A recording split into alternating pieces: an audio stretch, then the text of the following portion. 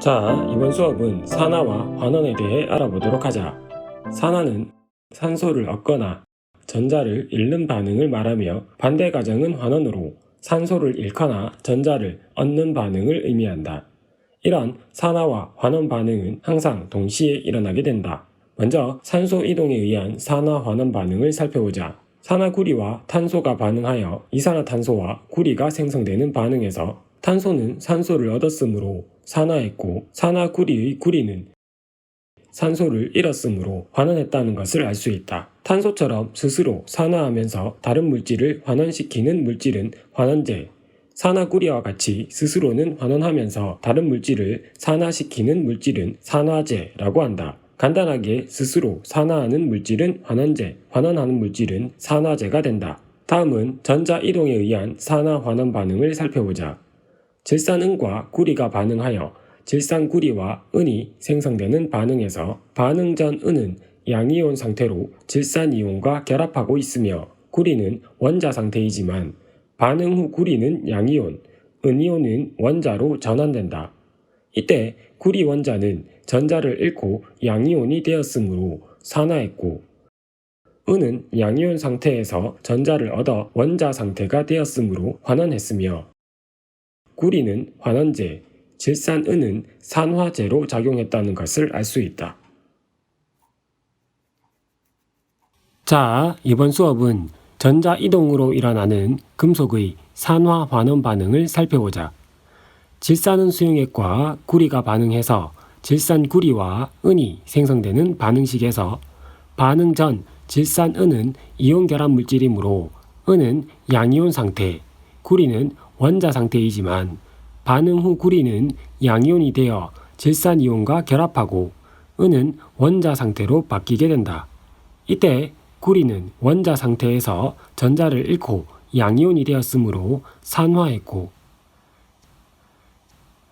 은은 양이온 상태에서 전자를 얻어 원자가 되었으므로 환원했다는 것을 알 수 있다. 실제 반응이 일어나는 모습을 통해 몇 가지 사항을 더 알아보자. 은이온과 질산이온이 존재하는 질산은 수용액에 구리 금속판을 넣은 후 시간이 지나면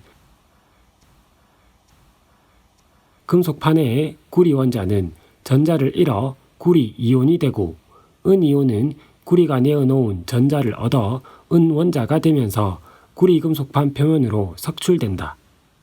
반응이 진행되면서 일어나는 변화를 보면 먼저 생성되는 구리 이온에 의해 수용액은 점점 푸른색으로 변하게 되며 하나의 구리 원자가 이온으로 되면 두 개의 은이온이 원자가 되어 없어지게 되므로 수용액 속의 양이온 수는 점점 감소하게 된다. 또한 음이온은 반응에 참여하지 않으므로 수용액 속의 음이온 수는 변하지 않는다는 것을 알 수 있다. 원자의 상대적 질량을 의미하는 원자량을 비교하면 은이 구리보다 더 큰 질량을 가진다. 그러므로 금속판에서 가벼운 구리 원자 한 개가 수용액으로 나오면 수용액에 있던 무거운 은이온 두 개가 금속판에 달라붙으므로 금속판의 질량은 점점 더 커진다라는 것을 알 수 있고 반대로 수용액의 질량은 점점 감소하게 되고 수용액의 밀도 역시 감소한다는 것을 알 수 있다. 이번에는 산과 금속의 반응을 알아보자. 묽은 염산과 아연이 반응하여 염화 아연과 수소 기체가 발생하는 반응식에서 반응 전 묽은 염산의 수소는 양이온 상태, 아연은 원자 상태이며 반응 후 아연 원자는 양이온이 되어 염소와 결합하고 수소이온은 전자를 얻어 원자가 된 후 수소끼리 공유 결합하여 수소 기체가 된다. 이 과정에서 아연은 전자를 잃어 산화했고 수소는 전자를 얻어 환원했다는 것을 알 수 있다. 실제 반응이 일어나는 모습을 보면 수소이온과 염화이온이 존재하는 묽은 염산 수용액에 아연 금속판을 넣은 후 시간이 지나면 금속판의 아연 원자는 전자를 잃어 아연 이온이 되고 수소이온은 전자를 얻어 원자 상태가 된 후 두 개의 수소 원자가 결합하여 수소 기체가 생성된다. 이때 하나의 아연 원자가 이온이 되면 두 개의 수소 이온이 없어지게 되므로 수용액 속의 양이온 수는 감소하게 되고 반응에 참여하지 않는 음이온은 그 수의 변화가 없다. 그리고 반응이 진행될수록 금속판의 아연 원자가 이온이 되면서 수용액으로 이동하므로 금속판의 질량은 감소하게 된다. 자, 이번 수업은 산과 염기에 대해 알아보자. 산은 물에 녹아 수소이온을 내어놓는 물질을 말하는 것으로 식으로 적어보면 산은 물에 녹으면 수소이온과 음이온으로 나누어지는 물질이다 라고 표현할 수 있다. 이렇게 물질이 물에 녹아 양이온과 음이온으로 나누어지는 것을 이온화했다 라고 한다.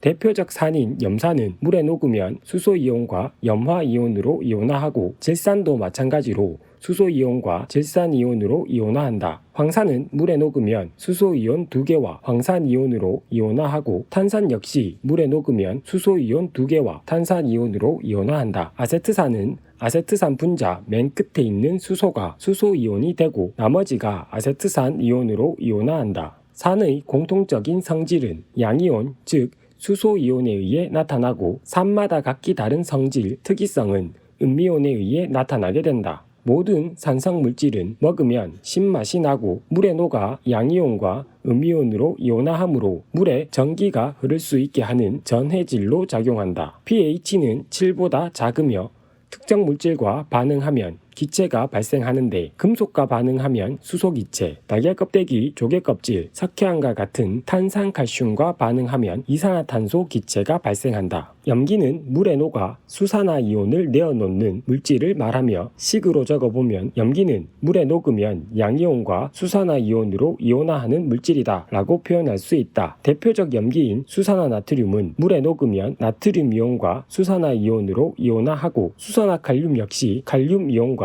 수산화이온으로 이온화한다. 수산화칼슘은 물에 녹으면 하나의 칼슘이온과 2개의 수산화이온으로 이온화한다. 암모니아는 분자 자체에 이온화 가능한 OH를 포함하고 있지 않지만 물과 반응하여 암모늄이온과 수산화이온을 생성하므로 염기의 성질을 가지게 된다. 염기의 공통적인 성질은 음이온, 즉 수산화이온에 의해 나타나는 것이고 각 염기만이 가지고 있는 특이성은 양이온에 의해 나타난다. 모든 염기성 물질은 먹으면 쓴맛이 나고 전해질로 작용한다. pH는 7보다 큰 값을 가지며 단백질을 녹이는 성질이 있다. 주의해야 할 점은 물질이 수소원자 혹은 OH를 포함하고 있다 하더라도 무조건 산이나 염기가 아니라는 것이다. 예를 들어 메테인은 수소원자를 포함하고 있지만 물에 녹아 이온화하지 않으므로 산성이 아닌 중성이며 메탄올과 에탄올 역시 OH를 포함하고 있지만 이온화하지 않으므로 염기가 아닌 중성이다.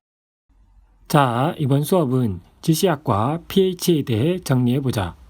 지시약은 용액의 액성, 즉 산성, 중성, 염기성에 따라 색이 변하는 물질을 말하는 것으로 이런 지시약을 이용하면 용액의 액성을 구별할 수 있다.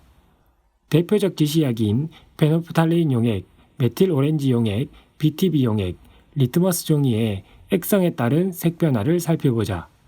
페놀프탈레인 용액은 산성과 중성에서는 무색, 염기성에서는 빨간색을 띠고 메틸 오렌지 용액은 산성에서 빨간색, 중성과 염기성에서는 노란색을 띠지만 중성의 노란색은 주황색에 조금 더 가까운 노란색이다. BTB 용액은 산성에서 노란색, 중성에서 초록색, 염기성에서는 파란색이고 리트머스 종이 중 파란색 리트머스 종이는 산성에서 빨간색으로 변하고 빨간색 리트머스 종이는 염기성에서 파란색으로 변한다. 무지개 무늬는 빨주노초파라고 외우면 리트머스를 제외한 3개 지시약의 색 변화를 쉽게 외울 수 있다. 무무빨은 페놀프탈레인, 빨주노는 메틸 오렌지, 노초파는 BTB 용액의 산성, 중성, 염기성에서의 색 변화를 나타낸다. pH는 수용액 속 수소이온의 농도를 간단한 숫자로 표현한 것이다. pH 7은 중성이고 pH가 7보다 작으면 산성, pH가 7보다 크면 염기성 용액이다. pH가 작아질수록 산성이 강해지고 pH가 커지면 염기성이 강해진다. pH 값이 1 차이가 나면 수소이온의 농도는 10배 차이가 나게 되는데, 예를 들어 pH가 4인 용액과 pH가 3인 용액을 비교하면 pH가 3인 용액은 pH가 4인 용액보다 수소이온의 농도가 10배가 더 높고, pH 2인 용액은 pH 3인 용액보다 수소이온의 농도가 10배 더 높으며, pH 4인 용액보다는 수소이온의 농도가 100배 더 높은 용액이 된다. 자, 이번 수업은 중화 반응에 대해 알아보자. 중화 반응은 산과 염기가 만나 물과 염을 생성하면서 열을 방출하는 발열 반응을 말한다. 대표적 산과 염기인 묽은 염산과 수산화나트륨 수용액을 섞으면 묽은 염산의 수소이온과 수산화나트륨 수용액의 수산화이온이 만나 물이 생성되고, 염화이온과 나트륨 이온이 만나 염화나트륨을 만든다. 이렇게 산의 음이온과 염기의 양이온이 결합하여 만들어지는 염화나트륨과 같은 물질을 염이라고 한다. 수소이온과 수산화이온처럼 실제 반응에 참여하는 이온은 알자이온, 염화이온과 나트륨이온처럼 반응에 참여하지 않는 이온은 구경꾼 이온이라고 하며, 알자이온의 반응만 식으로 나타낸 것을 알자이온 반응식이라고 한다. 중화 반응에서 수소이온과 수산화이온은 1대1의 개수비로 반응하여 물 분자를 생성하게 된다. 예를 들어 수소이온 100개와 수산화이온 50개를 반응시키면 수소이온 100개 중 50개는 수산화이온 50개와 반응하여 물 분자 50개를 만들고, 나머지 50개는 이온 상태로 남아있게 되므로 혼합 용액은 산성을 띠게 되고, 수소이온 100개와 수산화이온 100개를 반응시키면 수소이온과 수산화이온이 모두 반응하여 물 분자 100개를 만들고 혼합 용액은 중성이 된다. 만약 수소이온 50개와 수산화이온 100개를 반응시키면 물 분자 50개가 만들어지고, 남아있는 수산화이온 50개에 의해 용액은 염기성을 띠게 된다. 두 번째 경우처럼 수소이온과 수산화이온이 모두 반응하여 완전히 중화가 일어난 지점을 중화점이라고 한다.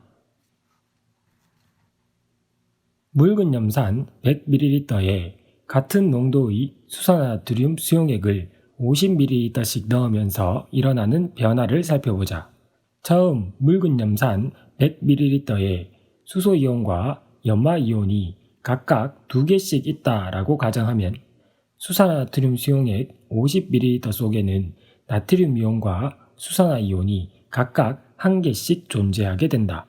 묽은 염산에 수산화나트륨 수용액을 넣으면 수산화이온과 수소이온이 만나 물이 생성되면서 두 이온이 없어지고, 혼합용액에는 없어진 수소이온 대신에 나트륨이온이 존재하게 된다. 혼합용액에 다시 수산화나트륨 수용액을 넣으면 처음과 같은 과정에 의해 수소이온이 없어지므로 나트륨이온이 증가하게 되고, 또다시 수산화나트륨 수용액을 첨가하면 혼합용액에는 더 이상 수산화이온과 반응할 수소이온이 없으므로 나트륨이온과 수산화이온의 수가 같이 증가하게 된다.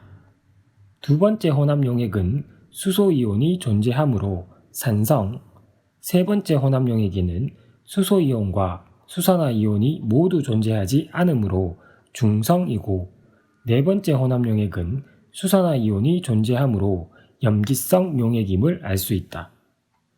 넣어준 수산화나트륨 수용액의 부피에 따른 혼합용액 속의 이온수 변화는 수산화나트륨 수용액의 부피와 관계없이 처음과 같은 수를 유지하는 이온, 처음에는 존재하지 않다가 수산화나트륨 수용액을 넣어주면 일정한 비율로 증가하는 이온, 처음에는 존재하지만 수산화나트륨 수용액을 넣으면 그 양이 감소하다가 결국 없어지는 이온, 처음에는 수산화나트륨을 넣어줘도 증가하지 않다가 중간 이후부터 수가 증가하는 이온, 이렇게 4가지 유형으로 나타난다. 이온수의 변화가 없는 그래프는 염화이온, 일정한 비율로 증가하는 그래프는 나트륨이온, 양이 감소하는 그래프는 수소이온, 중간 이후부터 증가하는 그래프는 수산화이온의 변화를 나타내며 나트륨이온의 그래프와 염화이온의 그래프가 만나는 지점, 수소이온의 수가 0이 되기 시작하는 지점, 수산화이온의 수가 증가하기 시작하는 지점이 중화점을 의미하게 된다. 혼합용액 속 전체 이온 수는 수용액의 액성이 중성이 될 때까지는 변화가 없고 중성 이후부터 증가하는 그래프로 나타낼 수 있으며 전체 이온의 수가 일정하다가 증가하기 시작하는 지점이 중화점이 된다. 자, 이번 수업은 중화점을 확인하는 방법에 대해 알아보자. 산과 염기가 만나 물과 염을 생성하면서 열을 방출하는 중화 반응에서 산의 수소이온의 수와 염기의 수산화이온의 수가 같아 완전히 중화되어 혼합용액의 액성이 중성이 되는 지점을 중화점이라고 한다. 중화점은 지시약을 이용하거나 혼합용액의 온도 변화, 전류 세기, 물 생성량을 비교하면 알아낼 수 있다. 먼저 지시약이 중성의 색깔로 변하는 지점이 중화점이 된다. 예를 들어 BTB 용액을 떨어뜨린 묽은 염산에 수산화나트륨을 조금씩 넣어줄 때 혼합용액의 색깔이 노란색에서 초록색으로 변하는 순간이 중화점이 된다. 일반적으로 중화 반응이 가장 많이 일어난 지점과 중화점은 일치한다. 그러므로 중화 반응에 의한 열이 가장 많이 발생한 지점, 즉 온도가 가장 높은 지점이 중화점이 되고 중화 반응이 일어날수록 단위 부피당 이온 수가 감소하게 되므로 전류의 세기가 가장 약한 지점이 중화점이 되며 중화 반응에 의해 가장 많은 양의 물이 생성된 지점이 중화점이 된다. 묽은 염산과 수산화나트륨 수용액의 부피를 다르게 하여 혼합한 후 최고 온도를 측정하여 나타낸 그래프를 살펴보자. 그래프에서 온도가 가장 높은 C 지점이 중화점을 의미하며 묽은 염산과 수산화나트륨 수용액은 1대1의 부피비로 반응한다는 것을 알 수 있다. 중화점인 C 지점에서 묽은 염산 30ml와 수산화나트륨 수용액 30ml가 모두 반응하여 30만큼의 중화 반응이 일어나고 중성이 되었다고 하면 B 지점에서는 수산화나트륨 40ml 중 20ml가 묽은 염산 20ml와 반응하여 20만큼의 중화 반응이 일어나고 남아있는 수산화나트륨 20ml에 의해 혼합용액은 염기성을 띠게 되며 A 지점에서는 수산화나트륨 50ml 중 10ml와 묽은 염산 10ml가 반응하여 10만큼의 중화 반응이 일어나고 남아있는 수산화나트륨 40ml에 의해 혼합용액은 염기성을 띠게 된다. D 지점은 묽은 염산 40ml 중 20ml가 수산화나트륨 수용액 20ml와 반응하여 20만큼의 중화 반응이 일어나고 남아있는 묽은 염산에 의해 혼합용액의 액성은 산성이 되며 이 지점 역시 묽은 염산 50ml 중 10ml와 수산화나트륨 10ml가 반응하여 10만큼의 중화 반응이 일어나고 혼합용액의 액성은 산성이 된다. 중화 반응이 일어난 양을 비교하면 A 지점과 E 지점은 같은 양의 중화 반응이 일어났고 따라서 물 생성량과 온도 변화도 같은 값을 가지게 된다. B 지점과 D 지점 역시 같은 양의 중화 반응이 일어났으며 A와 E 지점에 비해서는 2배 더 많은 중화 반응이 일어났으므로 물 생성량과 온도 변화 역시 2배가 된다.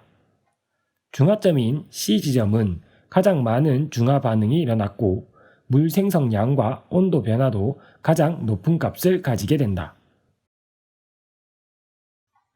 자, 이번 수업은 중화점 확인에 대한 대표 유형의 문제를 풀어보자.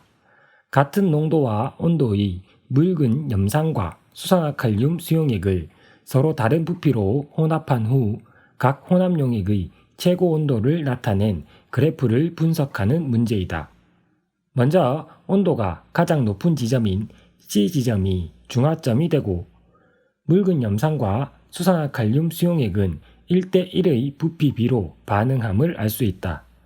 C 지점에서 묽은 염산과 수산화칼륨 수용액이 모두 반응하여 30만큼의 중화 반응이 일어났다면 B 지점은 수산화칼륨 40 중 20이 묽은 염산 20과 반응하여 20만큼의 중화 반응이 일어나고 남아있는 수산화칼륨 20에 의해 염기성을 띠며 A 지점 역시 수산화칼륨 50 중 10만 반응하여 10만큼의 중화 반응이 일어나고 남아있는 40에 의해 혼합용액의 액성은 염기성을 띠게 된다.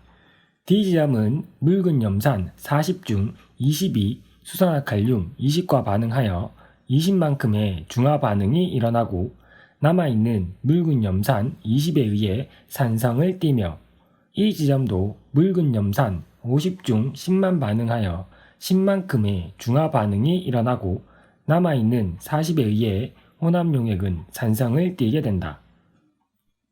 자, 그럼 그래프에 대한 설명 중 옳지 않은 것을 찾아보자. A와 B 용액은 반응하지 않고 남아있는 수산화칼륨 수용액에 의해 염기성을 띠고 C 지점은 중하점이므로 완전히 중화된 상태이다. B와 D 지점에서는 같은 양의 중화 반응이 일어났으므로 생성되는 물의 양 역시 같은 값을 가지고 이 지점은 산성이므로 염기성인 수산화나트륨 수용액을 넣어주면 중화 반응에 의해 추가로 물이 더 생성되게 된다. D와 E 지점은 산성이며 페놀프탈린 용액을 떨어뜨리면 무색을 띠게 되므로 5번이 틀린 보기가 된다. 자, 이번 수업은 화석과 지질시대, 대멸종에 대해 정리해보자. 화석은 지질시대에 살았던 생물의 유해나 흔적이 지층 속에 남아있는 것을 말한다. 화석이 잘 생성되기 위해서는 생물의 개체수가 많아야 하며 뼈와 같이 단단한 부분을 가지고 있어야 한다. 그리고 생물의 유해나 흔적이 없어지기 전에 지층 속에 빨리 매몰되어야 하며 화석이 생성되고 난 이후에는 지각 변동을 적게 받을수록 화석으로 남아있을 확률이 높아진다. 화석의 종류는 표준화석과 시상화석으로 구분되는데 표준화석은 지층이 생성된 시대를 알려주는 화석이고 시상화석은 지층이 생성된 환경을 알려주는 화석이다.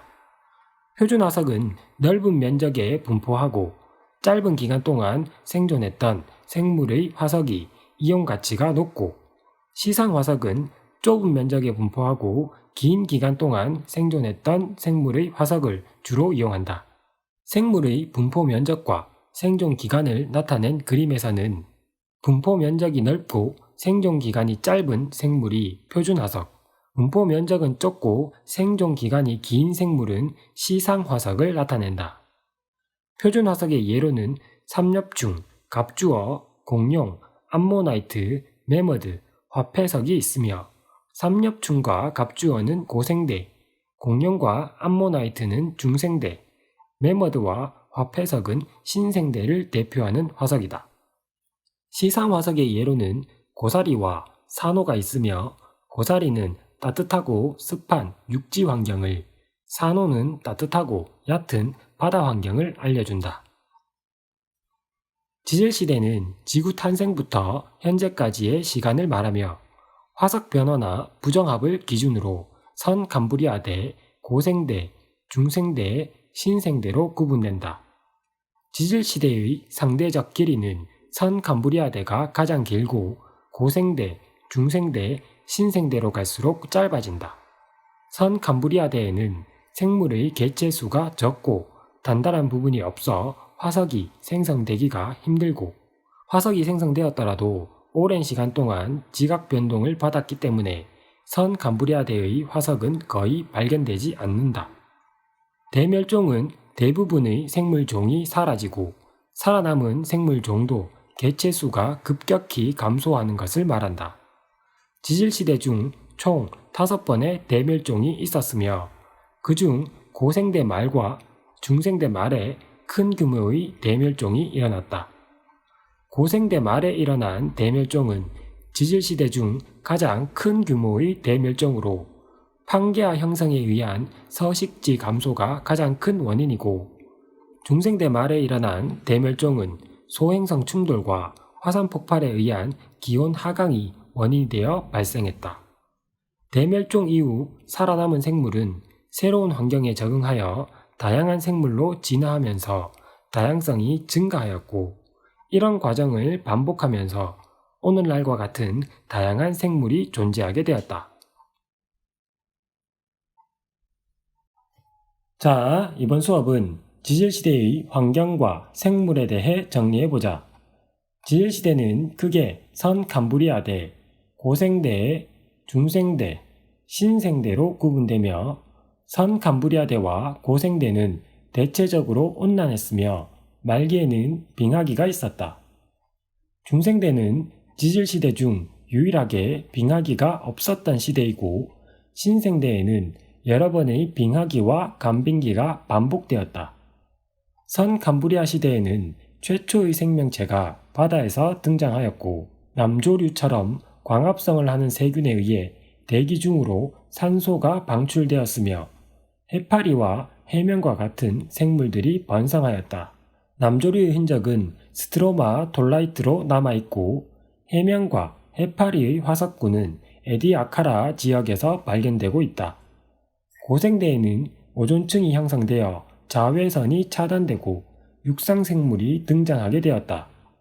바닷속에서는 최초의 척추동물인 갑주어가 출현하였고, 삼엽충, 방추층과 같은 무척추 동물이 번성하였다. 식물은 고사리와 같은 양치식물이 번성하였으며 양치식물이 대량으로 묻혀 석탄이 형성되었다. 중생대에는 파충류인 공룡과 바닷속의 암모나이트, 소나무, 소철과 같은 거시식물이 번성하였고, 신생대에는 포유류인 매머드와 바닷속의 화폐석, 단풍나무, 밤나무와 같은 속시식물이 번성하였다.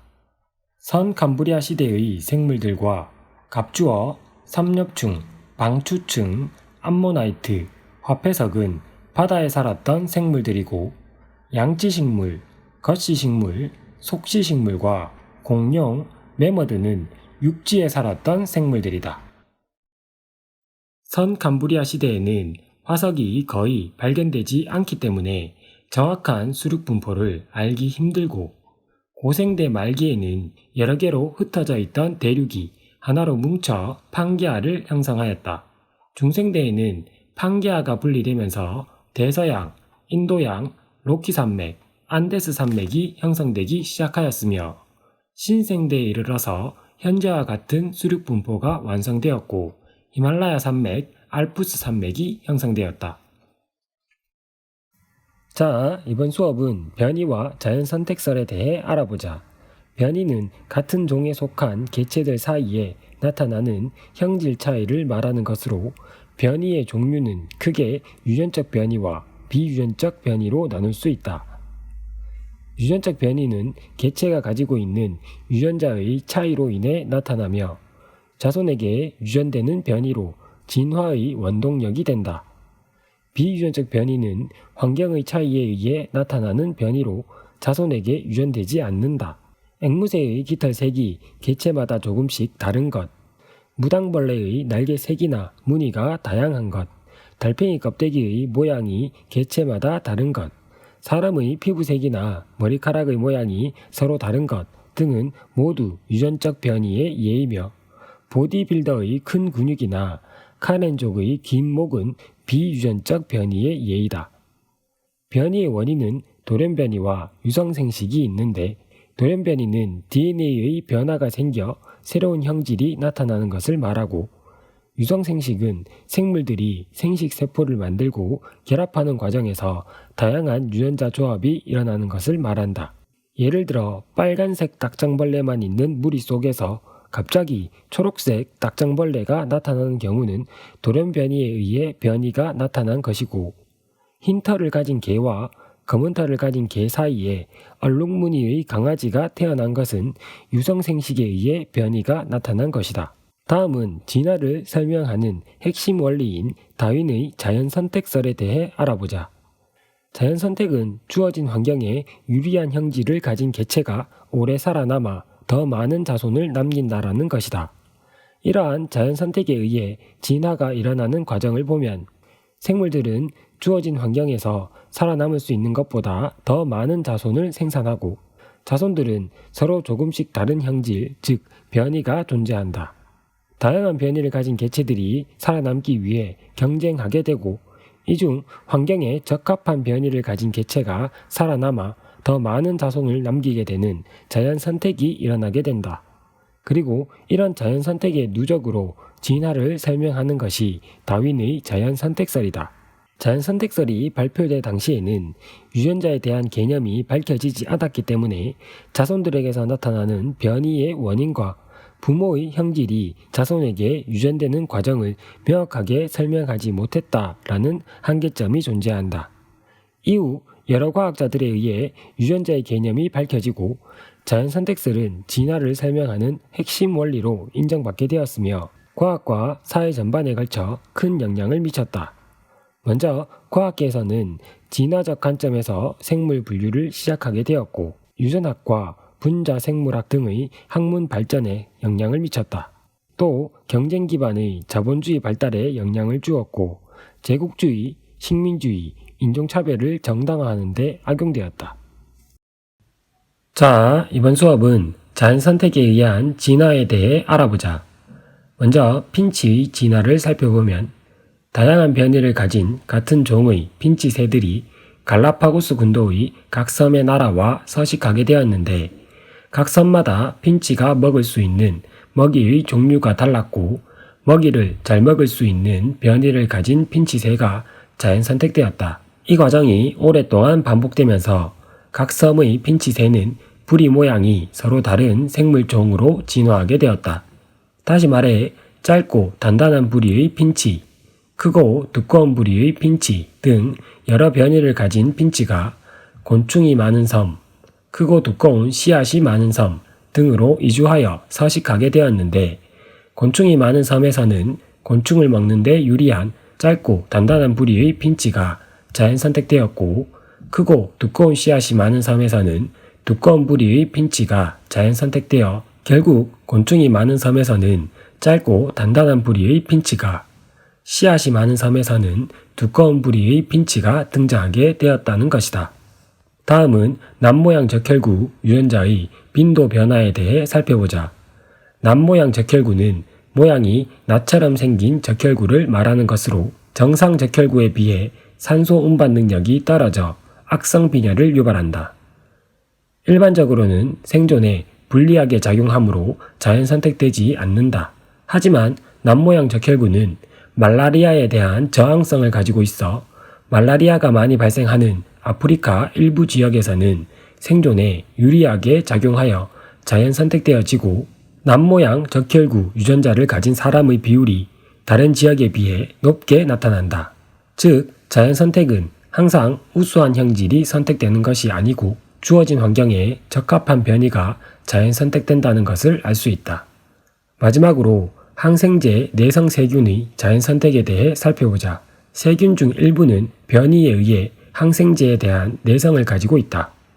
항생제를 사용하게 되면 항생제에 대한 내성이 없는 세균은 대부분 죽게 되고 항생제 내성 세균이 더 오래 살아남아 많은 자손을 남기게 되어 항생제 내성 세균의 비율이 증가하게 된다. 항생제를 계속 사용할수록 죽는 세균의 비율은 점점 더 줄어들고 결국 항생제가 듣지 않는 내성 세균 집단이 형성된다. 자연선택과 진화 과정에서 주의해야 할 몇 가지 사항을 보면 먼저 변이는 환경 변화와 무관하게 원래부터 존재한다는 것이다. 예를 들어 핀치 부리의 다양한 변이는 섬에 이주하기 전부터 존재하는 것이고 항생제 내성 세균은 항생제 사용과 상관없이 원래부터 존재하던 변이라는 것이다.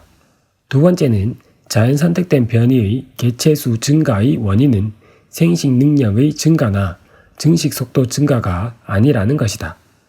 예를 들어 곤충이 많은 섬에서 짧은 부리의 핀치가 많아진 것은 짧은 부리 핀치의 생식 능력이 증가해서가 아니며 항생제 사용 이후 항생제 내성 세균이 증가한 원인도 항생제 내성 세균의 증식 속도가 빨라져서가 아니다.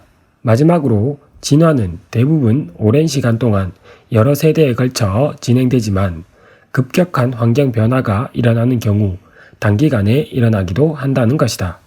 특히 세균과 같이 한 세대가 짧은 생물은 주어진 환경 변화에 더 빠르게 적응하여 단기간에 진화가 일어난다.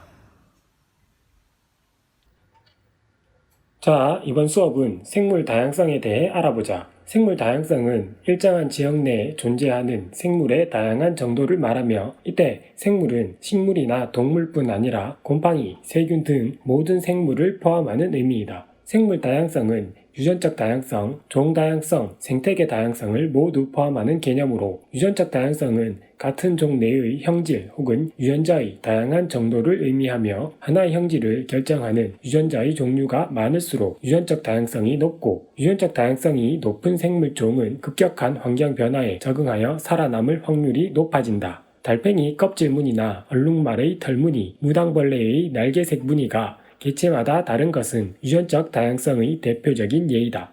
종 다양성은 일정한 지역 내에 존재하는 생물 종의 다양한 정도를 의미하는 것으로 생물 종수가 많고 고르게 분포할수록 종 다양성은 높아진다. 예를 들어 가와 나 지역에 A, B, C, D 종이 서식하고 있으며 가 지역에 서식하는 개체 수는 15, 2, 1, 2, 나 지역의 개체 수는 6, 4, 5, 6이라고 할 때 총 개체 수와 생물 종 수는 가와 나 지역에서 동일하지만 가 지역에는 A종의 분포 비율이 높은 반면 나 지역은 각 종이 고르게 분포하고 있으므로 종 다양성은 가 지역보다는 나 지역이 높다는 것을 알 수 있다. 생태계 다양성은 생물 서식지의 다양한 정도를 의미하며 위도, 기온, 강수량 등의 환경 차이로 인해 다양한 생태계가 존재한다. 열대우림은 강수량이 많고 기온이 높아 종 다양성이 가장 높은 생태계이며 갯벌과 습지는 육상 생태계와 수 생태계를 이어주는 완충 지역으로 종 다양성이 상대적으로 높은 생태계에 속한다. 그 외 사막, 초원 등 자연적으로 생성된 생태계와 함께 농경지와 휴양림처럼 인간에 의해 인위적으로 형성된 지역도 생태계에 포함된다. 높은 유전적 다양성은 생물 종의 환경 변화에 대한 적응력을 높여 종 다양성을 유지하는 데 중요한 역할을 하고 종 다양성이 높게 나타날수록 복잡한 먹이 그물이 형성되어 안정적으로 생태계가 유지될 수 있으며 다양한 생태계가 안정적으로 유지되면 종 다양성과 유전적 다양성은 더욱 높아지게 된다. 이처럼 유전적 다양성, 종 다양성, 생태계 다양성은 모두 생물 다양성 유지에 중요한 역할을 하고 있다.